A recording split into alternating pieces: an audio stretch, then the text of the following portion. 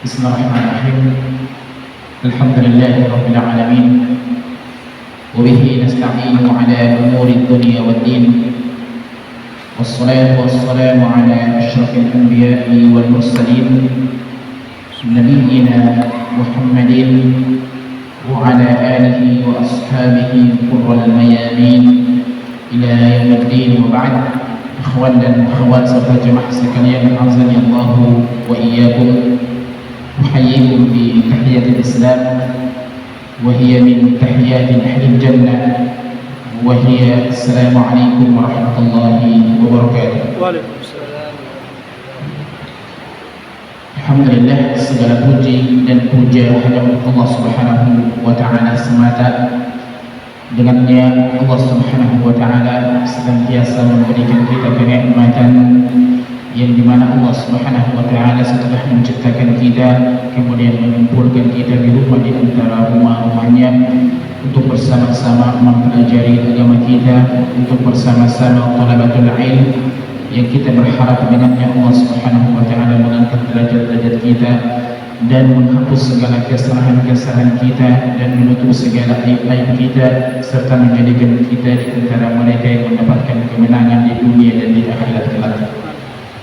Dan kita juga senantiasa bersalawat kepada Nabi kita Muhammad sallallahu alaihi wasallam, Nabi yang menjadi uswatun hasanah, Nabi yang diutus untuk memperbaiki akhlak manusia, sebagaimana Nabi sallallahu alaihi wasallam bersabda, innama bu'ithtu liutammima makarimal akhlaq. Sesungguhnya aku diutus untuk memperbaiki akhlak manusia, dan akhirnya akhlak beliau sebagaimana kata Aisyah radhiyallahu taala anhu, wa kana khuluquhul Quran. Dan sesungguhnya akhlak Nabi sallallahu alaihi wasallam adalah akhlak yang Allah sebutkan di dalam Al-Quran, sebagaimana Allah Subhanahu wa taala berfirman, wa innaka la'ala khuluqin 'azim. Sesungguhnya engkau Muhammad benar-benar berada di dalam akhlak yang mulia, yang dengannya kita mempelajari perkataan-perkataan beliau, nasihat-nasihat beliau yang kemudian dikumpulkan oleh para ulama kita, yang kemudian sampai kepada kita dan kita kenal dengan hadis-hadis Nabi sallallahu alaihi wasallam.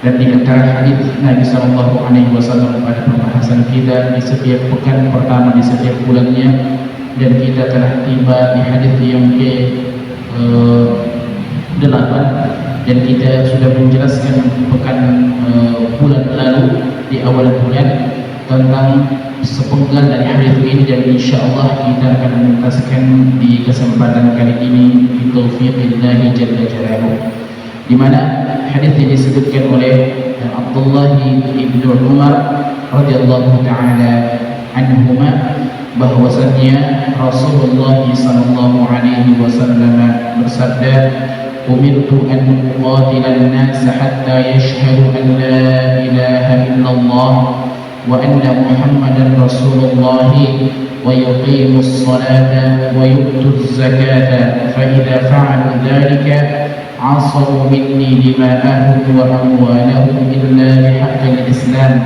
wa hisabuhum 'ala Allah ta'ala. Hadis ini diriwayatkan oleh Imam Bukhari dan Imam Muslim. Dan kemarin jemaah sekalian dimuliakan Allah Subhanahu wa Ta'ala, kita telah menyebutkan tentang apa perbedaan di dalam bahasa Nabi sallallahu alaihi wasallam, yaitu umirtu an uqatilan nas.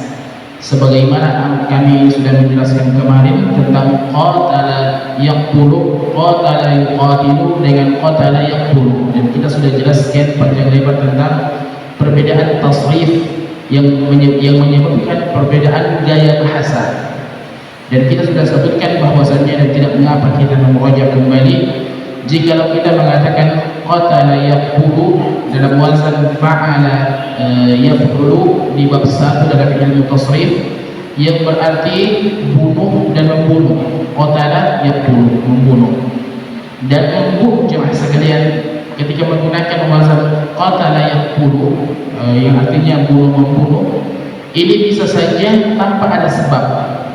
Makanya kita ketika membuka kitab fikih, kita akan mendapati ada namanya qatlul khata, membunuh yang tidak disengaja.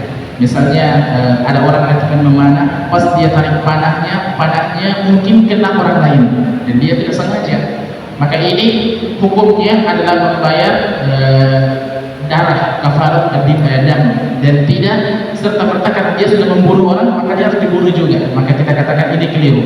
Tapi dia membayar namanya kafarat untuk darah yang dimana dia salah membunuh. Tidak, sebenarnya dia tidak membunuh tapi kena orang dan orang tersebut mati.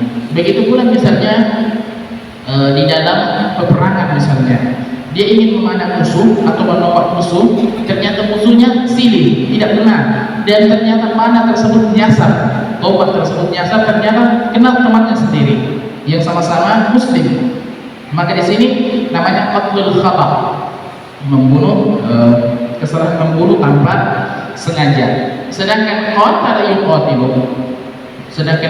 yuqatilu ini bermakna memerangi, dan peperangan biasanya karena ada sebab. Peperangan itu biasanya ada sebab. Di antara sebab-sebabnya yang kemudian Nabi Shallallahu Alaihi Wasallam sebutkan di dalam pembahasan berikutnya, hatta yashhadu an la ilaha illallah. Jadi ketika mereka sudah bersaksi, maka sebab ini terputus. Artinya sebab mereka harus diperangi terputus. Kenapa? Karena mereka sudah bersaksi bahwasanya Allah Subhanahu wa taala adalah satu-satunya yang berhak disembah, dan Muhammad sallallahu alaihi wasallam adalah utusan dan rasul dan penutup para nabi dan para rasul terakhir. La nabiyya wa la rasul ba'da, tidak ada nabi dan tidak ada rasul setelahnya. Kemudian kata Nabi sallallahu alaihi wasallam, wa yuqimus shalah, dan mereka juga menunaikan salat. Dan kita juga telah sampai kepada pembahasan kemarin di akhir dalam pembahasan wa yuqimus salat. Dan kita sudah sebutkan pula bahwasanya huruf waw pada hadis ini adalah waw al-'athaf, waw yang menjadi penghubung. Dan kita sudah sebutkan pula bahwasanya huruf waw ini bermacam-macam dalam bahasa Arab. Kurang lebih ada 18 penggunaan huruf waw dalam bahasa Arab. Di antaranya ada waw sababiyah, di antaranya adalah ada waw istinafiyah atau biasa dikenal dengan waw ibtida. Biasanya juga ada juga waw namanya waw qasam yang digunakan untuk bersumpah.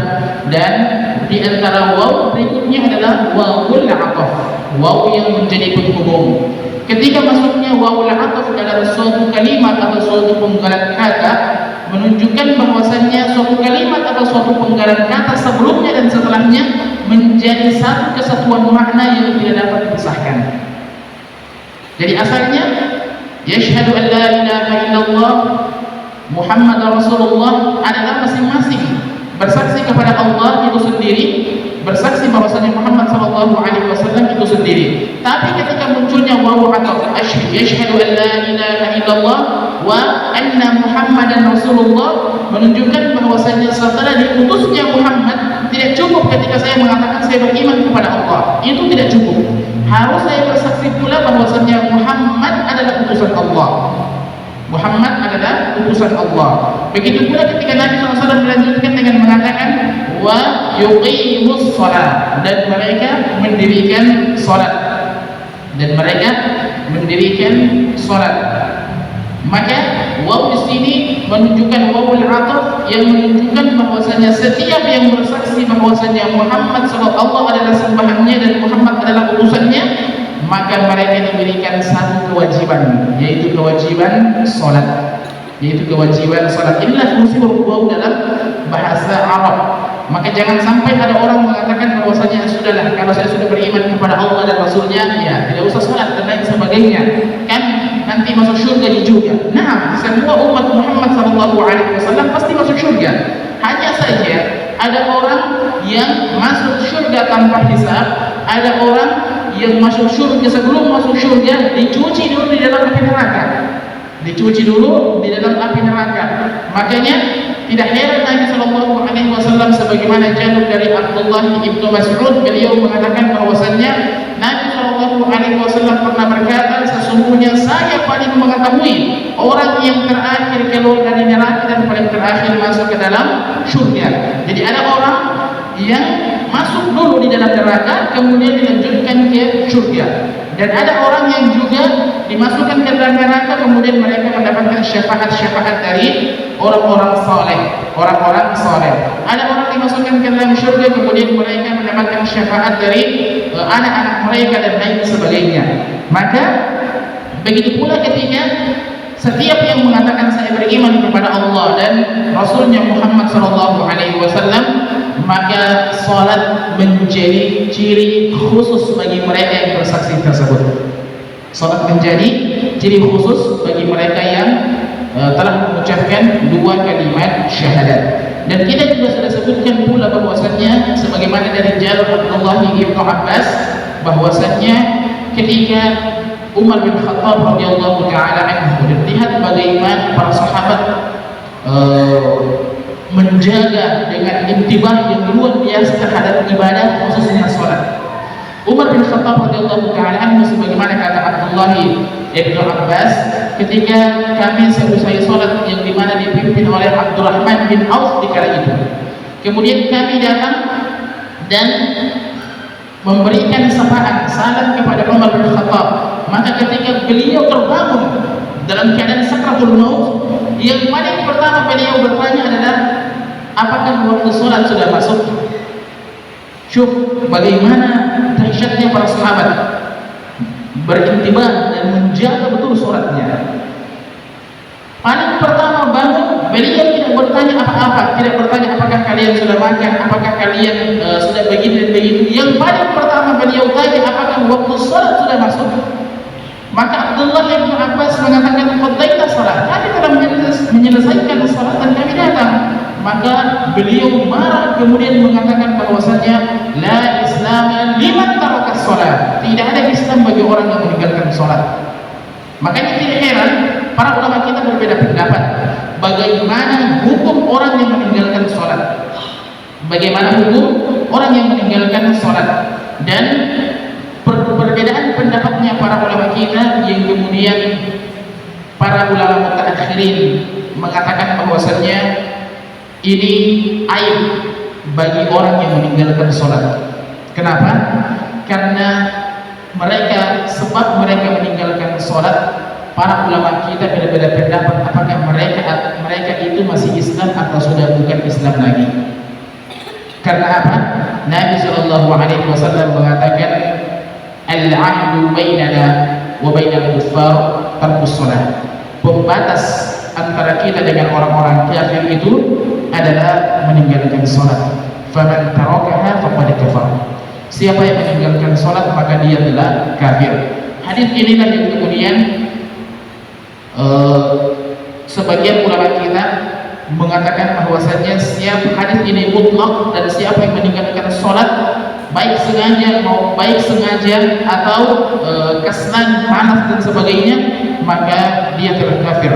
Dan setiap orang yang meninggalkan salat dengan sengaja dan melewati waktunya dan hendak melakukan salat harus bersyahadat ulang. Dan ini kita sudah sebutkan pembahasannya kemarin.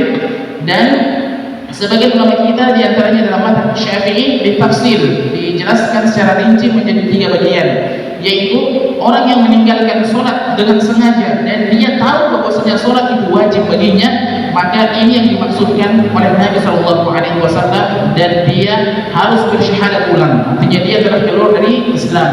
Kemudian yang kedua, orang yang meninggalkan sholat karena malas, maka ini dibawakan kepada hakim dan diberikan zajar atau hukuman, diberikan iqab oleh hakim, dan ini hanya dilakukan oleh para hakim maksudnya para pemimpin dan lain sebagainya.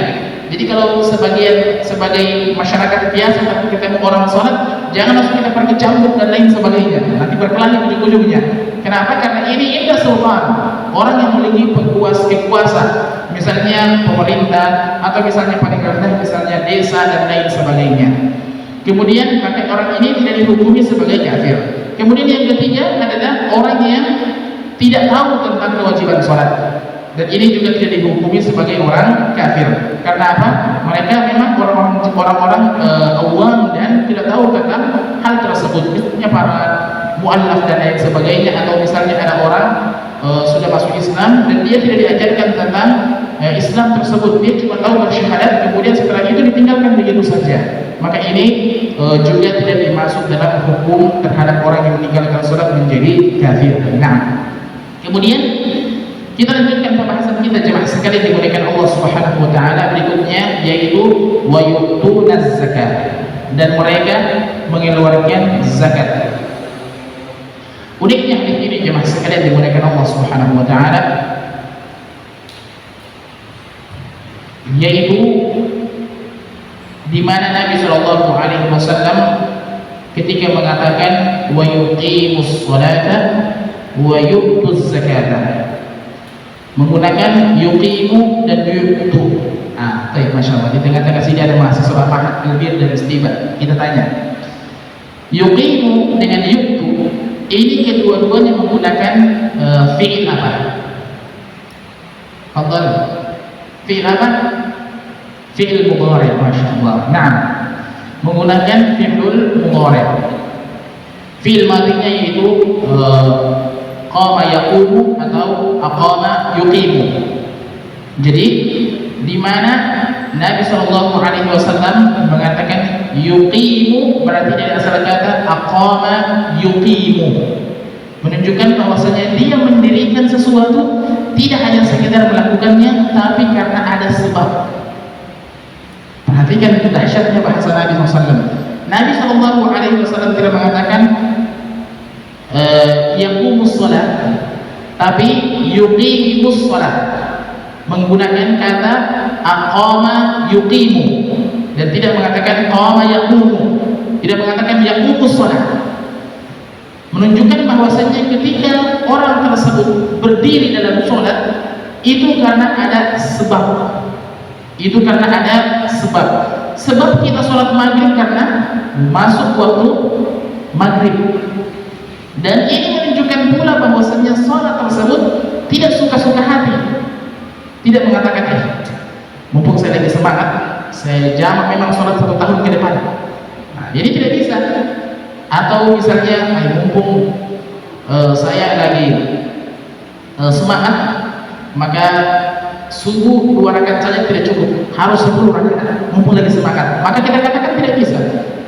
Atau misalnya dia mengatakan bahwasanya, wah ini kalau saya nonton bola kaki, kalau sampai jam 3 kemudian saya tertidur, saya khawatirkan bangun terlambat, maka saya sholat subuh memang jam 2 sebelum masuk laga bola kaki, biar tidak terlambat nonton bola kaki.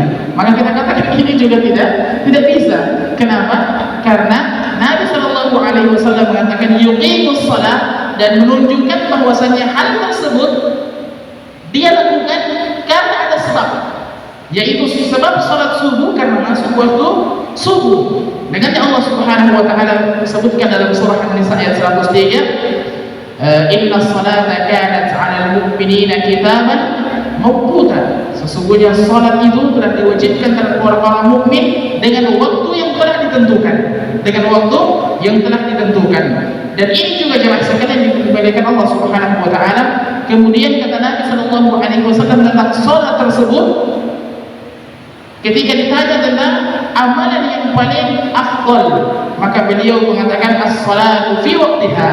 Salat pada waktunya. Salat pada waktunya. Dan Jibril alaihissalam juga pernah turun kepada Nabi sallallahu alaihi wasallam 2 kali dan mengajarkan khusus tentang tata cara salat.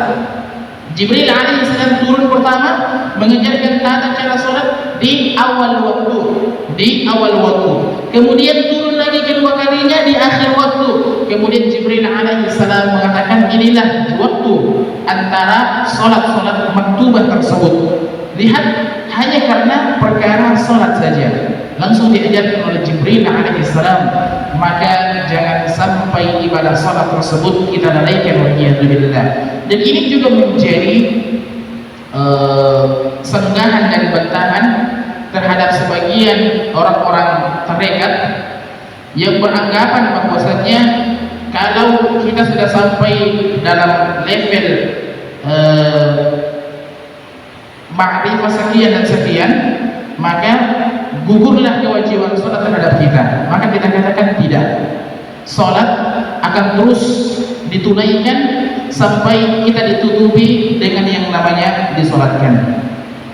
Dan sebagian bantahan juga terhadap orang-orang yang mengatakan bahwasanya kalau saya sudah naik haji, maka semua rukun-rukun Islam saya sudah lakukan, berarti sudah sempurna, berarti tidak boleh lagi sholat dan lain sebagainya. Maka kita katakan ini keliru. Jikalau seandainya seseorang sampai level tertentu kemudian tidak perlu lagi sholat, maka tentu akan dipraktekkan oleh Nabi SAW, karena Nabi SAW adalah orang yang paling paham dalam agama ini. Kemudian juga akan dipraktekkan oleh para sahabat, karena mereka adalah orang yang paling mengerti dengan urusan agama ini. Tapi kita lihat praktek para sahabat radhiyallahu anhum jami'an, begitu pula dengan para salaful ummah. Mereka terus mengingatkan tentang pentingnya sholat dan jangan sampai meninggalkan sholat sampai akhir kehidupan mereka, kehidupan yang ditutupi dengan bagaimana mereka meninggalkan kesan-kesan indah tentang ibadah sholat ini sendiri. Maka sebagai umat Muhammad SAW tanpa terkecuali, kita harus terus menjaga sholat kita, menjaga sholat jemaah sekalian, baik dalam keadaan suka maupun duka, dan baik dalam keadaan baik maupun buruk. Jangan sampai kita meninggalkan sholat karena hanya ada urusan dan masalah-masalah duniawiyah. Padahal jikalau kita bersabar untuk beribadah kepada Allah, maka Allah akan memudahkan segala urusan kita. Sebagaimana Allah Subhanahu wa taala berfirman, "Wa may yattaqillaha yaj'al lahu makhraja." Siapa yang bertakwa kepada Allah, maka Allah akan berikan kepadanya jalan keluar. Jangan sampai kesibukan kita mencari rezeki sampai kita lupa ibadah kepada Zat yang memberikan rezeki kepada kita. Mungkin sebagian orang beranggapan bahwasanya rezeki itu hanya bisa diambil dan didapatkan dengan kekuatan, maka ini pemahaman yang keliru. Karena rezeki itu tidak serta-merta harus dengan kekuatan. Karena terkadang ada bab-bab rezeki yang datang dengan ketakwaan. Nabi sallallahu alaihi Allah Subhanahu wa taala berfirman, "Wa yarzuqhu min haitsu la yahtasib." Siapa yang bertakwa kepada Allah, maka Allah akan berikan rezeki terhadap arah yang dia tidak sangka-sangka. Maka jemaah sekalian dimuliakan Allah Subhanahu wa taala, teruslah meningkatkan ketakwaan kepada Allah, karena hakikatnya kita semua berharap ingin menggapai ridho Allah dan bukan ridho makhluk-makhluk Allah. Na'udzubillahi min dzalik. Sebagian orang terkadang sholat karena berharap mendapatkan pujian, sebagian orang mendapatkan mengerjakan sholat karena mau dikenal sebagai orang saleh, wa iyadzubillah. Maka hendaknya kita memperhatikan hati-hati kita, keikhlasan kita kepada Allah Subhanahu wa taala.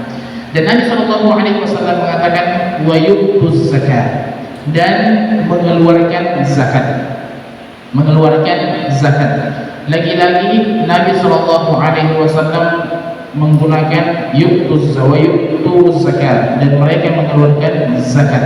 Zakat jemaah sekalian dimuliakan Allah Subhanahu wa taala juga memiliki sebab dikeluarkan zakat. Zakat tidak pokoknya ada harta langsung keluar, tidak. Itu namanya sedekah. Itu namanya sedekah. Kalau zakat memiliki takaran. Dua syarat untuk dikeluarkan zakat, yaitu ketika tiba haul dan nisabnya. Ketika tiba haul dan nisabnya. Kalau haul adalah waktunya, takarannya yaitu 1 tahun, dan nisabnya kembali kepada apa yang ingin dia keluarkan. Maka misalnya emas atau perak dan lain sebagainya, atau zakat mal dan lain sebagainya. Dan uniknya jemaah sekalian, lebih unik dari dua hal ini, selain menggunakan fi'lul mudhari yang menunjukkan tentang sesuatu yang menunjukkan akan sebab dikeluarkan, sebab dilakukannya salat dan zakat, ternyata fi'lul mudhari juga berfungsi sebagai istimrar. Juga berfungsi sebagai istimrar. Istimrar adalah sesuatu yang dilakukan terus-menerus. Jadi setiap masuk ke sholat dia terus menjaga sholatnya, hartanya pun demikian. Setiap tiba masanya, haulnya dan nisabnya, maka terus dia mengeluarkan zakatnya. Ada sebagian orang yang pernah bertanya kepada kami, mereka mengatakan bahwasanya harta kami itu terasa seperti tidak ada nilainya. Bagaimana solusinya? Maka kami katakan di kala itu bahwasanya harta tersebut yang Anda miliki sudah Anda berikan hak orang yang membutuhkannya. Mereka mengatakan tidak pernah keluarkan zakat. Maka saya mengatakan itulah sebabnya. Itulah sebabnya jemaah sekalian. Terkadang harta yang begitu banyak, sebagian orang misalnya, sebagian keluarga istri di Indonesia misalnya, mumpung ada berdoa saya juga dia dengar. Baik. Ketika sekali panen bawang, subhanallah, sampai puluhan juta bahkan lebih 1 juta. Nah, tapi harta uang begitu saja hilang, habis. Tidak tahu tentang apa dibelanjakan. Maka ketika mereka bertanya kepada istri sampaikan kepada saya mengatakan keluarkan zakatnya. Keluarkan zakatnya, karena harta itu ada hak orang lain di dalamnya. Ada hak orang lain di dalamnya. Jangan sampai di hadapan Allah harta akan menjadi malapetaka bagi kita di hadapan Allah. Ternyata ada orang yang memiliki hak dalam harta kita, tapi kita tidak memberikan apa yang menjadi haknya. Apa yang menjadi haknya, waliyadzubillah. Maka memiliki harta dan telah tiba masanya, telah tiba haul dan nisabnya, maka yang paling pertama terbetik dalam kepala kita adalah hak orang lain. Karena ketika kita menzalimi orang lain akan menjadi malapetaka bagi kita di hadapan Allah. Kata Nabi sallallahu alaihi wasallam, "Adh-dhulmu dhulumatu yaumil qiyamah." Kezaliman adalah kegelapan di hari kiamat. Kalau kita mengatakan kezaliman bisa bermakna syirik, dan kezaliman juga bisa bermakna kezaliman secara fisik atau secara apa saja terhadap orang lain, waliyadzubillah. Dan mengeluarkan zakat jemaah sekalian, hukumnya wajib. Hukumnya wajib, dan bagi siapa saja yang memiliki harta dengan 2 syarat tadi, setelah sampai masa haulnya dan cukup nisabnya. Dengannya sahabat yang mulia Abu Bakar As-Siddiq radhiyallahu taala anhu pernah mengumpulkan pasukan untuk memerangi mereka yang yufarriqu baina zakat was salat. Mereka yang memberikan pembatasan antara sholat dengan zakat. Mereka mengatakan kita berzakat di masa Nabi Sallallahu Alaihi Wasallam. Maka ketika Nabi Sallallahu Alaihi Wasallam telah tiada, maka kami tidak mau lagi mengeluarkan zakat dari harta kami.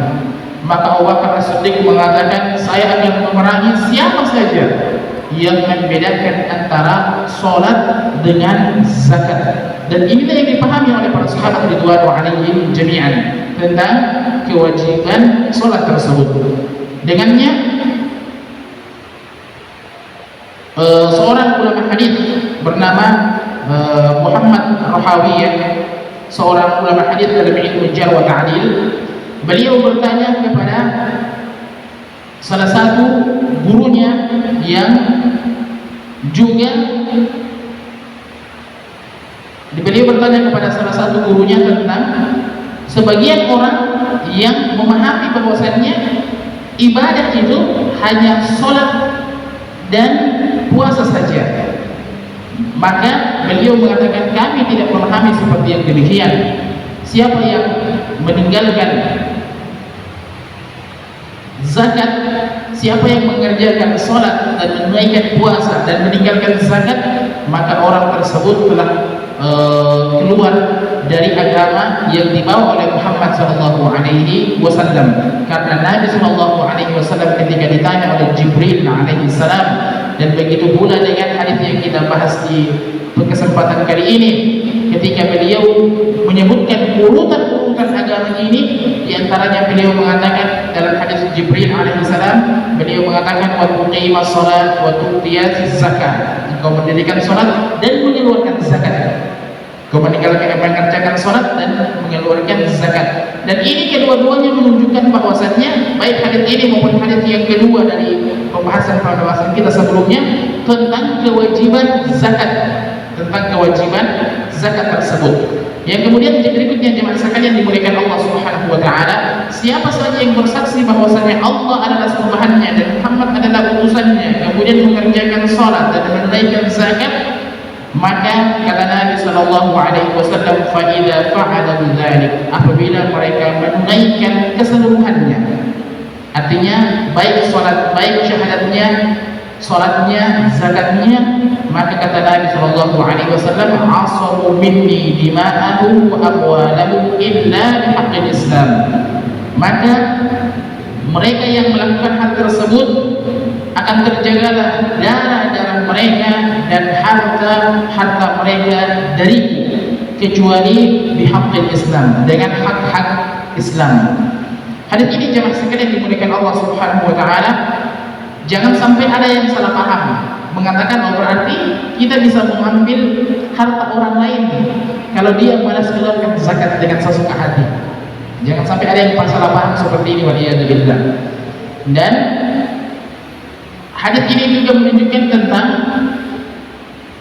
orang-orang yang boleh bagi para pemerintah, para pemimpin untuk memberikan ancaman atau peringatan agar mereka menjaga sholatnya dan mengeluarkan zakatnya. Saya pernah mendengar salah satu kejadian di Kabupaten Sidrap. Allah Ta'ala a'lam apakah ini benar atau tidak, silakan antum cek sendiri. Ada salah satu desa di Kabupaten Sidrap yang pemimpin desanya buat aturan, siapa yang tidak sholat 5 waktu, maka kalau meninggal tidak usah disolatkan. Dan sempat heboh katanya. Dan ini subhanallah, kalau menurut syariat atau hukum, dia adalah para pemimpin dan boleh memberikan aturan seperti itu. Hanya saja terkadang juga kita melihat kondisi masyarakat kita. Jikalau kita telah mengarahkan dengan menghadirkan para dai, para ustaz, mengajarkan mereka, kemudian kita membuat aturan ini, tanpa kita membuat aturan tersebut, mereka akan jaga sholatnya bi'idznillah. Sebagian masyarakat mereka tidak menjaga sholat, mengeluarkan zakat karena memang kejahilan. Dan subhanallah, dahulu ketika di 2015 di Masjid An-Nur Goa, Jalan Nuri, itu setiap malam Senin dan Kamis itu dipakai latihan bela diri, latihan perisa ibadah. Ada salah satu jemaah tiba-tiba marah. Orang-orang dari luar yang mungkin sholat akhirnya tinggal di sekitar situ marah, mengatakan kenapa ada masjid dipakai tempat latihan? Ada masjid dipakai tempat latihan.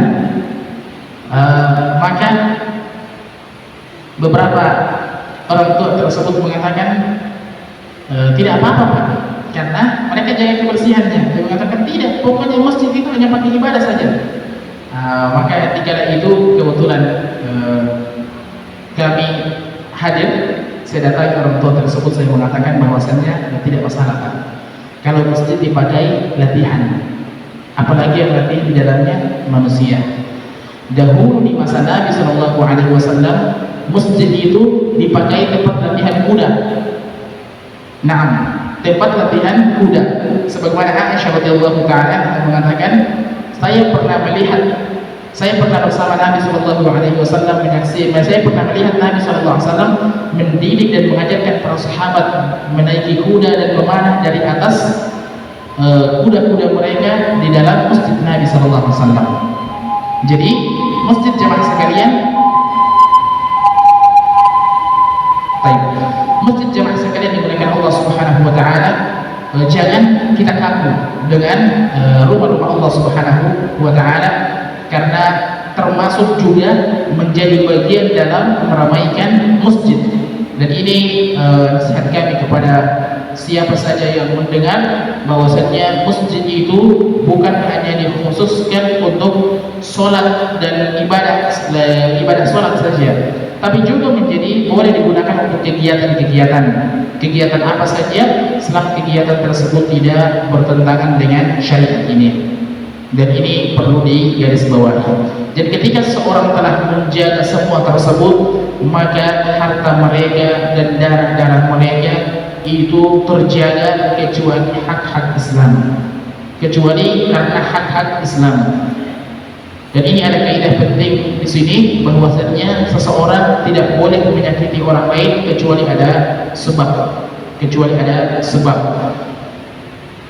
Misalnya hukum asal membunuh. Hukum asal membunuh itu tidak boleh, haram. Tidak boleh kita serta-merta karena lagi kepengen membunuh dia bunuh orang. Nah, tidak boleh. Tapi ketika kita katakan tentang orang yang membunuh orang lain, maka di negara yang memperlakukan hukum Islam, di contohnya di kota Saudi Arabia, maka boleh mereka membunuh. Boleh orang yang membunuh tersebut boleh dibunuh, boleh dipenggal kepalanya, dan melalui persidangan. Kami di 2018 pernah menyaksikan orang dipotong tangannya di Masjid Al-Qisas Jeddah. Ketika informasi dari teman-teman bahwasanya di sana setiap habis sholat Jumat itu dibuat pengumuman, ada orang yang mau dipotong tangannya, maka jangan dulu ada yang pulang. Dan subhanallah, betul dipotong. Bukan saya terlihat seperti ilmu sihir, tapi memang betul tangannya dipotong. Dan tidak serta-merta harus dipotong. Orang tersebut melalui persidangan setelah disidang. Kalau dia mencuri karena kelapar, maka tidak boleh dipotong. Tapi kalau dia mencuri karena mihnah, artinya memang kebiasaan dan profesi mencuri, maka dipotong. Dan tidak langsung dipotong, tapi disuntik dulu. Disiapkan dokter, dan dokter suntik tangannya dengan bius. Setelah kram baru dipotong. Dan dipotong kemudian diperban rapi-rapi. Kalau dia masih mencuri lagi, dipotong lagi. Dan saya yakin kalau sudah dipotong satu kali, insya Allah dia tidak mencuri lagi. Kalau dia mencuri lagi, ya tunggu-tunggu mami lehernya dipotong, karena tidak lagi yang dipotong. Nah, dan itu subhanallah ramainya minta ampun, karena diumumkan habis sholat jangan dulu ada yang pulang, karena ada orang yang ingin diqisas tangannya karena mencuri. Dan ramai orang berlomba untuk menonton. Dan lihat bagaimana efek jerahnya. Satu yang mencuri, yang lainnya mungkin baru lihat mencuri atau pernah mencuri tapi tidak kedapatan, menjadi tobat kembali, potong tangannya. Nanti kalau saya mencuri begitu juga. Dan ini memberikan efek jerah jemaah sekalian, memberikan efek jerah yang luar biasa. Dan hukum asalnya mencuri, hukum asalnya memotong tangan, membunuh itu tidak boleh. Tapi ketika mereka melakukan suatu pelanggaran syariat, maka boleh dibunuh. Dan membunuh tersebut di dalam aturan atau hanya pemerintah, pemimpin negara, pemerintah yang boleh menerapkan tersebut. Makanya tidak serta-merta kita bermain hakim sendiri. Dan ini keburukan yang mungkin sudah merajalela di tengah-tengah masyarakat kita. Pokoknya adat ini langsung dimasa dan bahkan dibunuh. Jadi ini tidak boleh. Ini tidak dibolehkan, karena jangan sampai akan menjadi malapetaka ketika dia menuntut di hadapan Allah. Makanya ada beberapa orang yang pernah bertanya kepada saya, bagaimana hukum membunuh begal. Saya mengatakan kalau kembali kepada hukum Islam, maka begal tersebut boleh dibunuh, tapi dengan keputusan pemerintah, karena mereka dicatat sebagai kutuah turuk, menjadi kutuah turuk, para perompak, para perampok jalanan dan sebagainya. Tapi di Indonesia, negara kita jemaah sekalian, tidak berhukum dengan hukum Islam. Maka jangan kita langsung menerapkan hukum Islam sesuka hati kita. karena kita akan bertabrakan dengan hukum negara kita, ya akhirnya mudaratnya lebih besar. Sedangkan dalam kaidah mengatakan ad-dararu yuzal, mudarat itu diangkat. Kemudian berikutnya jemaah sekalian, misalnya ada pula yang bertanya, bagaimana hukum membunuh kucing yang suka makan ayam? Paham ya? Kucing hutan atau kucing apa saja yang suka makan ayam. Hukum asalnya membunuh hewan itu tidak boleh. Hukum asalnya membunuh hewan itu tidak boleh. Tapi karena hewan-hewan tersebut memberikan dampak mudarat, maka hewan tersebut boleh dibunuh. Boleh dibunuh, tapi kita harus pastikan betul itu hewan yang membunuh tersebut. Betul itu hewan yang membunuh tersebut. Jikalau kita bisa menangkap dan memberikan makanan dan agar dia tidak menjadi buas dan dia dan memakan hewan-hewan lainnya, maka ini lebih baik. Dan ini lebih baik. Dan yang terakhir jemaah sekalian dimuliakan Allah Subhanahu wa taala, kata Nabi sallallahu alaihi wasallam sebagai penutup hadis ini, wa hisabuhum 'ala Allah taala, dan perhitungan mereka diserahkan kepada Allah. Dan ini juga menjadi nasihat anak buat pribadi dan kita semua, khususnya mendekati bulan suci Ramadan.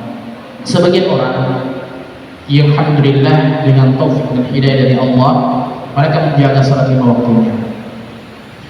Kemudian ketika masuk Ramadan, dia menyaksikan para tetangga, para anak-anak muda dan siapa saja yang kemudian tiba-tiba rajin ke masjid karena mau sholat tarawih, mau sholat dan sebagainya. Maka seraya mencerca dengan mengatakan, kemarin antum kemana saja Syekh? Kemarin kenapa anda tidak beribadah? Kenapa tiba-tiba rajin ini? Maka kami katakan tidak boleh seperti ini. Kenapa? Wa hisabuhum 'ala Allah. Mereka, perhitungan mereka hanya Allah yang menghitungi apa yang mereka lakukan. Nahnu, kita manusia ini hanya mampu mengarahkan, hanya mampu membimbing, hanya mampu mendidik. Apapun, adapun yang menjadi orang tersebut masuk ke dalam neraka, disiksa dan lain sebagainya, ini hal atau ini urusan Allah Subhanahu wa taala dengan orang tersebut. Jadi kita hanya menghukum secara zahir, sebagaimana kaidah mengatakan nahnu nahkumu bil zawahir wallahu yahkumu bis sarair. Kita hanya menghukum sesuatu dengan zahirnya saja. Kita hanya melihat secara zahir, kemudian kita mempelajari dan kita memberikan hukum. Adapun urusan hatinya, adapun urusan apa saja, itu urusan dia dengan Allah Subhanahu wa taala.